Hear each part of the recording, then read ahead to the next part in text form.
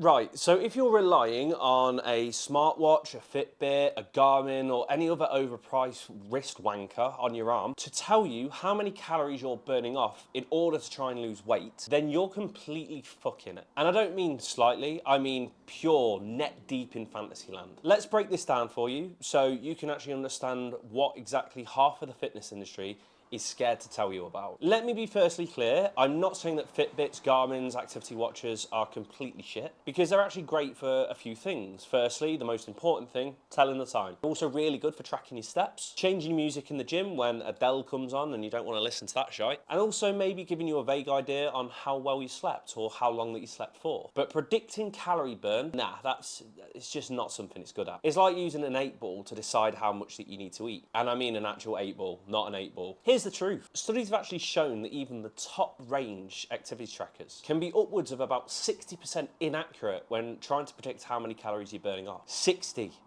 And that's a massive problem because let's say, for example, your activity tracker says, congratulations, you burned 1,000 calories today. You then think, oh, I'm going to eat 800 of them back because I'll still be in a deficit. Except based on the fact that they're 6% inaccurate, there may be a chance that you've actually only burnt off 500 to 600 calories. So if you eat back 800, you've actually eaten more than what you've actually burnt off. And you're wondering why fat loss has either stalled or just not happened. It's like giving somebody Monopoly money and sending them into Tesco. Sure, it looks like money, but try using that at the checkout and you'll get laughed at. And the worst part is that MyFitnessPal, Nutricheck, and other calorie tracking apps actually let you sync your Fitbit and activity tracker to them, which means that when it says that you're burning off a certain amount of calories, it actually adds that on to your calorie target. So they take that sloppy ass number which they've created out of nowhere and slap it onto your calorie target almost like it's gospel. If your goal is fat loss, I highly recommend taking off that feature. Unpair the device and stop eating back the calories that you have allegedly burned from what this works it out as. Because your Apple Watch has no fucking idea what your metabolism is doing. It just knows that you waved your arm about a lot. So here's the smart move. Use a TDE calculator to work out your total daily energy expenditure, which is basically the amount of calories that it predicts that you're burning off in a day. Use this as a rough estimate and a baseline. Track your food accurately. No eyeballing teaspoons of peanut butter and saying, yeah, that's 15 grams.